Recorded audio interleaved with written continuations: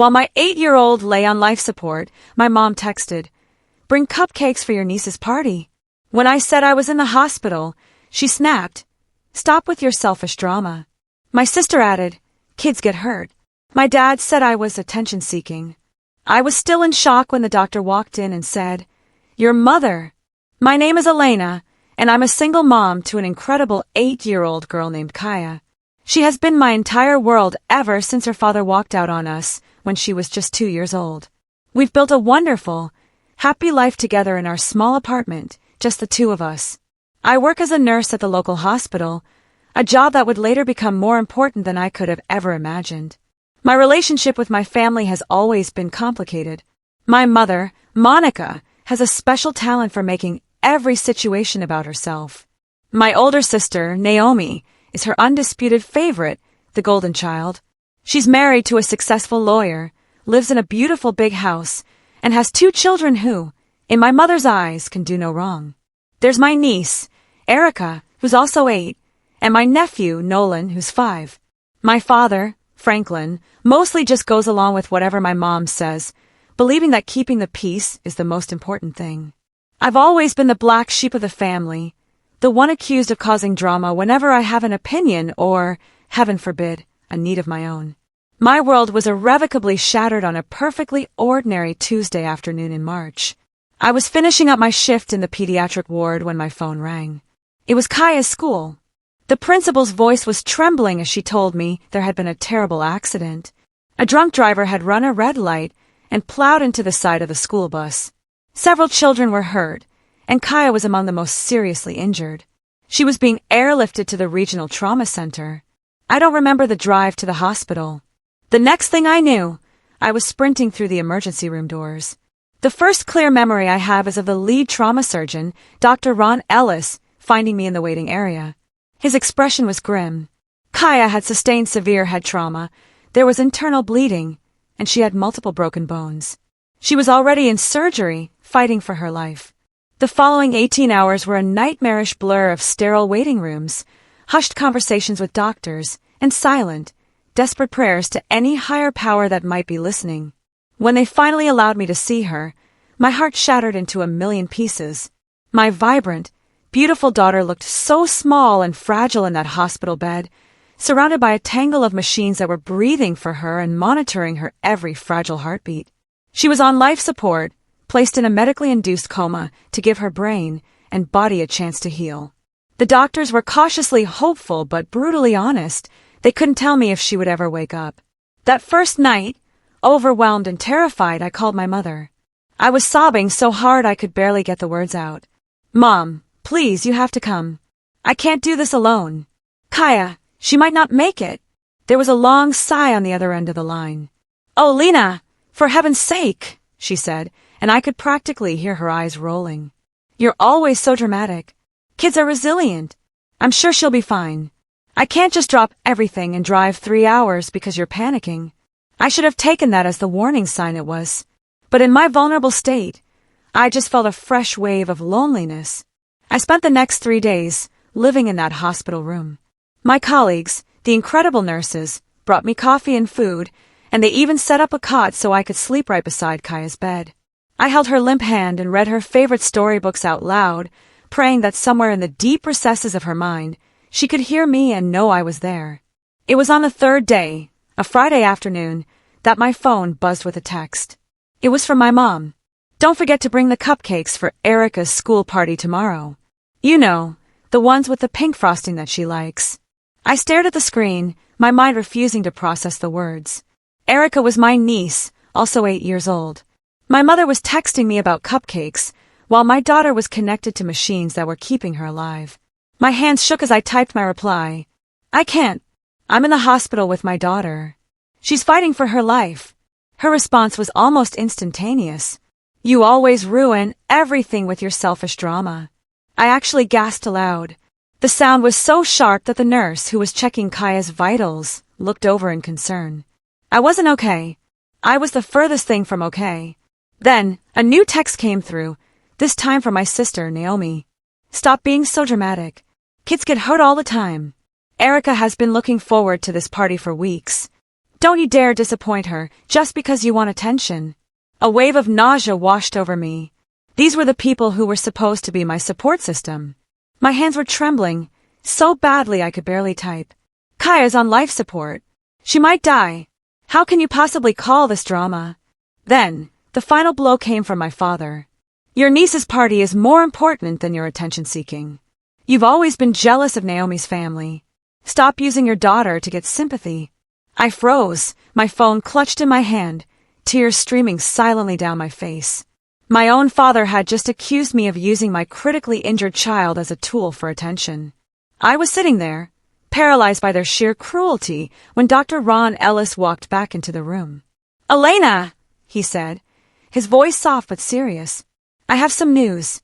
It's about your mother." My heart plummeted. Had something happened to her? Despite everything, a part of me was still conditioned to worry. "We ran some additional blood work on Kaya this morning," he continued, looking deeply uncomfortable.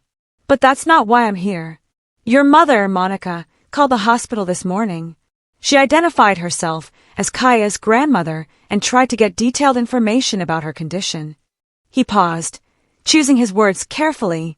She also asked specific questions about Kaya's inheritance situation. She wanted to know if there was a life insurance policy and who the beneficiary would be if Kaya didn't survive. All the air left my lungs. "What?" He nodded grimly. She told our social worker that she was concerned about the financial burden of Kaya's long-term care. She asked about end-of-life options. "Elena, I have to ask you this directly. Did you discuss the possibility of discontinuing life support with your mother?" "No." The word burst out of me, loud and fierce. "Never. I would never. She's my baby. I want you to do everything you can to save her." Dr. Ellis held up a placating hand. "I didn't think so.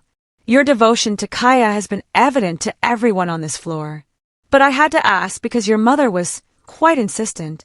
She seemed to have a surprising amount of knowledge about your finances and kept emphasizing how expensive this all must be for you." The pieces began clicking together in my horrified mind. My mother had always been fixated on money. She knew I had taken out a small life insurance policy for Kaya when I started my job at the hospital. She also knew I'd been struggling financially since Kaya's father stopped sending child support. "Dr. Ellis," I said, my voice trembling but clear. "What exactly did she ask?" He let out a slow breath. "She asked multiple questions about our protocols for determining brain death, how long we typically maintain life support in cases of severe trauma, and what the process is for making those difficult decisions." He looked down at his chart, unable to meet my eyes. She also inquired about organ donation and whether there were any financial benefits associated with it. I felt the coffee and sandwich I'd forced down earlier rise in my throat. My mother, my own mother, had called the hospital where I worked, where my friends and colleagues were caring for my child, and had essentially asked how she could profit from my daughter's death. In that moment, something inside me broke, and then it hardened. A cold, clear resolve settled in my bones. I would not let them get away with this. I immediately took screenshots of every cruel text message they had sent. Then, I started a journal documenting every interaction, every phone call, every vile word. This was no longer just about my grief. It was about building a case to protect my daughter. The next morning, my phone rang. It was Naomi. "Elena, about those cupcakes." I cut her off, my voice cold. "Naomi, I need to tell you something. Mom called the hospital yesterday." There was a brief, hopeful pause. "Oh, good? She's finally showing some support." "Not exactly," I said flatly. "She asked the doctors about ending Kaya's life support. She wanted to know about the life insurance money." The silence on the other end was so long and complete, I thought the call had dropped. That's ridiculous," she finally stammered. "Mom would never. I can have Dr. Ellis call you himself to verify it if you'd like." Another pause. I could almost hear her mental gymnastics. "Well," she said, her tone shifting to one of justification, "Kaya's care is incredibly expensive. Mom was probably just trying to be practical." Practical? I couldn't believe what I was hearing. She was talking about letting my daughter die. "Elena, you're being dramatic again," Naomi snapped, her sympathy evaporating. "Mom is just thinking about the family's financial well-being. You know she's always been the responsible one. I hung up the phone. Over the next week, as Kaya slowly, miraculously, began to show small signs of improvement, the messages from my family didn't stop. But they weren't asking about her. They were asking when I would be back to normal and able to resume my duties. Naomi had the audacity to text me a photo of a receipt for the cupcakes she bought for Erica's party, with a message that read, "You owe me $24.50. My mom texted asking if I could babysit Nolan the following weekend because she had a hair appointment. Not a single one of them asked how Kaya was doing. The texts kept coming. On Tuesday morning, as I was helping Kaya with her breathing exercises, a slow, painful process, my phone buzzed with a message from my dad. Your mother's birthday is next month. She wants you to organize the party like you always do. The country club is booked, so you'll need to find a different venue. I stared at the screen, my vision blurring with tears of fury and disbelief. My mother's birthday was still 3 weeks away. I was living in a hospital, surviving on terrible coffee and sheer willpower, watching my daughter struggle to relearn how to speak after her brain injury, and they wanted me to plan a party. On Wednesday, Naomi called again. Elena, I know you're dealing with Kaya's little accident, she began, her voice dripping with condescension. But Erica's dance recital is this weekend. She specifically asked for you to be there because you always bring her those chocolate flowers. You can't disappoint her. Little accident, I repeated, my voice dangerously quiet. Naomi, Kaya was in a coma for 3 weeks. Well, she's awake now, isn't she? She retorted, exasperated. Kids bounce back. You're making this into such a big deal. Erica's recital is important, too. I hung up, my entire body trembling with a rage, so pure it was terrifying. That afternoon, Dr. Ellis found me crying in the family lounge. Elena, what's wrong? Is it Kaya? She's fine, I choked out, wiping my eyes. It's my family. They're acting like nothing happened. Like her fight for her life is an inconvenient disruption to their social schedules. He sat down beside me, his kind face full of concern. Elena, in my 20 years of medicine, I've seen families react to trauma in all sorts of ways. Some pull together, some fall apart. But what your family is doing, this level of callousness, is beyond the pale. They sent me a bill, I said, letting out a bitter, broken laugh. For cupcakes. For a party I couldn't go to because I was here, watching machines breathe for my daughter. He looked at me, his expression grave. Have you considered, he said gently, that you might need to protect yourself and Kaya from this toxicity? His words struck me with the force of a physical blow. Protect ourselves. That was it. That was exactly what I needed to do. That evening, I began my documentation in earnest. I wrote down dates, times, and direct quotes. I saved every text and email. I started recording our phone calls, which was legal in our state as long as one party, me, consented. The most shocking revelation came on Thursday. Kaya's physical therapist, Angela, pulled me aside after their session. Elena, I need to ask you something, and please don't be offended. Did you give anyone else permission to call and ask about Kaya's treatment plan? A cold dread seeped into my veins. What do you mean? A woman who identified herself as Kaya's grandmother called, Angela explained, her face etched with worry.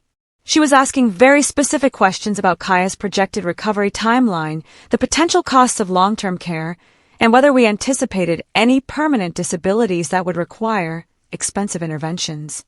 She hesitated. Elena, the questions she was asking, they weren't the questions of someone hoping for a recovery. They were the questions of someone planning for the worst-case scenario. I felt the room tilt. What did you tell her? Nothing, of course. Patient confidentiality is paramount, but I was deeply concerned. Her focus seemed to be on the financial burden, not on Kaya's well-being. That night, I called the hospital's patient advocate and reported the incident. They assured me no information had been leaked, but they strongly recommended I add a password to Kaya's file to prevent any further unauthorized inquiries. A small flicker of light appeared in our darkness on Friday morning. My phone rang, and the caller ID showed my Aunt Daphne, my mother's sister who lived a few states away. Elena, honey, she said, her voice filled with genuine warmth and concern. I just heard about Kaya's accident. I'm so sorry. How is she? It was the first time I'd heard a family member express real care. I broke down, sobbing as I told her about Kaya's progress, about the coma, about the long road ahead. "That's wonderful news that she's awake," Daphne said. "I wanted to call you sooner, but Monica told me you didn't want to be bothered with family calls. She said you were handling everything on your own and didn't need any help." The blood drained from my face. "Aunt Daphne," I whispered. "I never said that. I've been begging for support. I've never felt more alone in my life." There was a long, heavy silence on the other end of the line. "Elena," she said slowly, "what exactly has your mother been telling people?" It all came tumbling out. I told her about the cupcake texts, about the bill, about the hospital inquiries, about the accusations of being dramatic. "She told me you were exaggerating," Daphne said, her voice tight with anger. "She said Kaya just had a minor concussion and you were milking it for attention." "Elena, I am so terribly sorry. If I had known the truth." "She's been lying," I said, the realization of fresh wound. "She's been lying to everyone to keep them away from us." "What can I do?" Daphne asked, her voice firm now. "I can drive down this weekend. I can bring food, help with laundry, whatever you need." I cried again, but this time they were tears of profound relief. Someone was coming. Someone cared. Aunt Daphne arrived on Saturday morning with her car packed full of homemade casseroles, clean clothes for me, and a giant, fluffy teddy bear for Kaya. When she saw Kaya in her hospital bed, still pale and connected to various monitors, she burst into tears. "Oh, my sweet brave girl," she murmured, gently stroking Kaya's hair. "Aunt Daphne is here now. Everything is going to be all right." Having her there was like having a guardian angel. She handled phone calls, navigated the maze of insurance paperwork, and most importantly, she became a witness to the true character of my immediate family. On Sunday afternoon, while Kaya was sleeping, my phone rang. It was my mom. "Elena," Daphne called me. "She's very upset about something." "What lies have you been telling her?" I put the phone on speaker so Daphne could hear. "I didn't tell her any lies, Mom. I told her the truth about Kaya's condition and about how you've been treating us." "How I've been treating you?" she scoffed. "Elena, I've been nothing but supportive. I even called the hospital to check on Kaya. You called to ask about ending her life support?" I stated, my voice flat. "That is not what I did," she shot back. "I was asking about all the options because I was worried about the financial burden on you. I was trying to be helpful." Daphne's eyes widened in horror. She took the phone from my hand. "Monica, this is Daphne. I'm sitting here looking at my great niece, who is fighting for her life. What you're describing isn't being helpful. It's monstrous." "Daphne, you don't understand the full situation," my mother protested, her voice shrill. "I understand that you called the hospital and inquired about the financial benefits of your granddaughter's death," Daphne said, her voice cold and clear. "I understand that you've been lying to the entire family to isolate Elena when she needed us most. And I understand that you sent her a bill for cupcakes while her child was in a coma." The line went dead silent. "Monica," Daphne continued, her voice trembling with fury, "I've known you my entire life, and I have never been more ashamed to call you my sister." My mother hung up. That evening, Daphne sat me down for a serious talk. "Elena, there's something you need to know. This isn't the first time Monica has shown this side of herself. When your grandmother was dying, Monica was obsessed with the inheritance. She actually asked the doctors if there was a way to speed things up because the nursing home bills were piling up. I felt like I'd been physically punched. "What? Why didn't anyone tell me?" "Your father and I decided it was best not to say anything. We chalked it up to the stress and grief. But seeing how she's acting with Kaya, I think this is just who she is." Daphne looked at me with deep sadness. "She's always resented your independence. She wanted you to stay close to home, to be available to help with Naomi's kids, and to take care of them as they got older. Kaya's accident wasn't just a tragedy to her, it was an opportunity. A chance to either remove what she saw as your primary responsibility, or to make you so dependent on her that she could control you again." The final piece of the puzzle clicked into place. This wasn't just a moment of spectacular cruelty. It was a calculated pattern of manipulation that spanned decades. After Daphne left, filled with a new, steely determination, I began to execute my plan. It wasn't about vengeance in a dramatic sense. It was about ensuring that my family faced the natural, logical consequences of their own actions. First, I contacted my parents' family lawyer. I calmly and clearly explained the situation, including the recorded details of my mother's call to the hospital. There was a sharp intake of breath on his end. "Elena," he said carefully, "what your mother did, if this were regarding an elderly person, it could be considered elder abuse. With a child involved, this ventures into potentially criminal territory. I strongly advise you to continue documenting everything." Next, I reached out to Naomi's mother-in-law, Sylvia. I'd always liked Sylvia. She was a kind, sharp-witted woman who had never seemed entirely taken in by my family's facade. She was horrified by what I told her.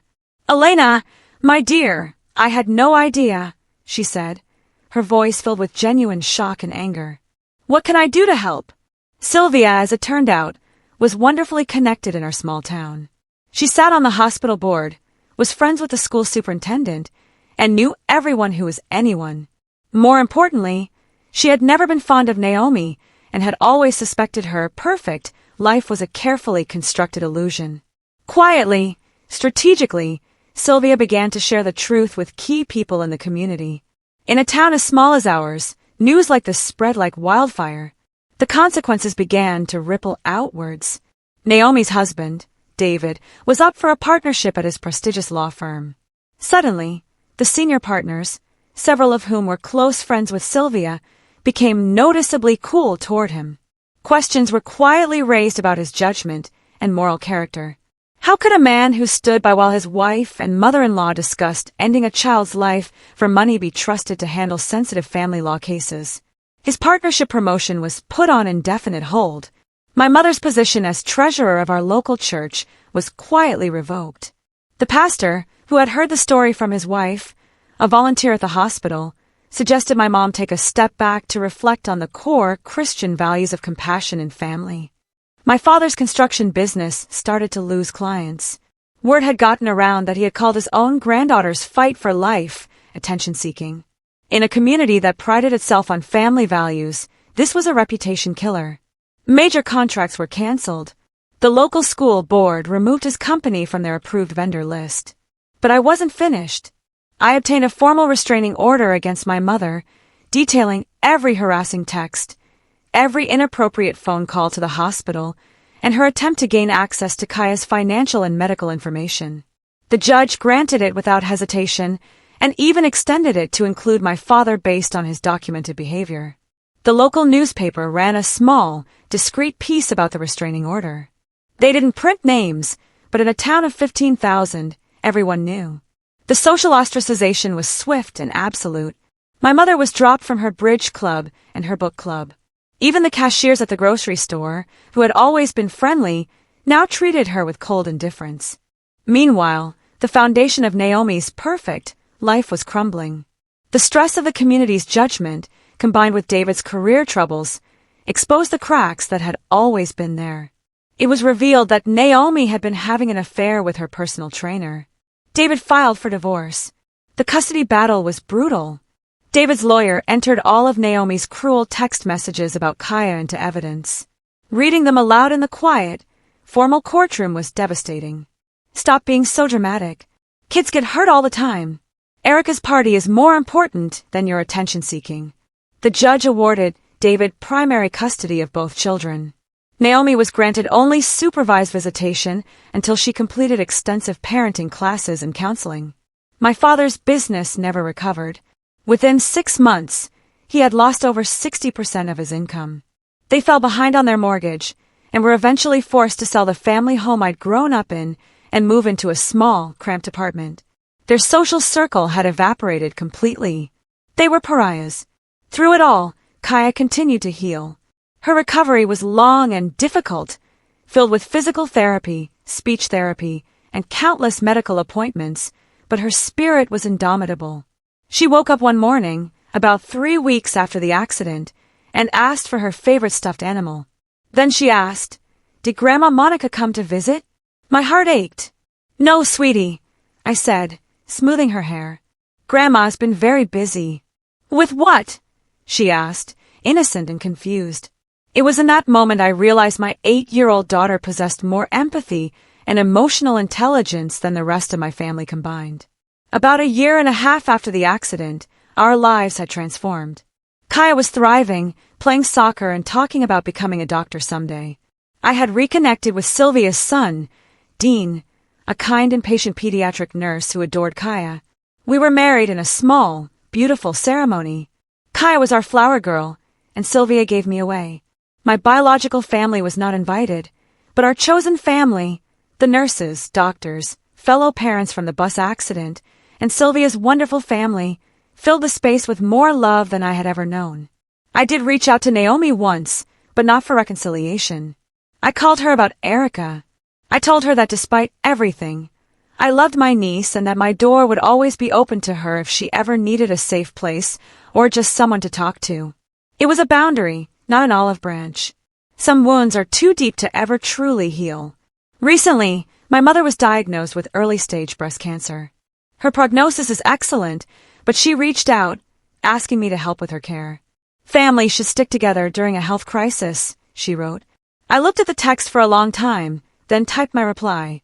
I can't. I'm busy with my own family. I'm sure your church friends can help. After all, we have different definitions of what constitutes an emergency.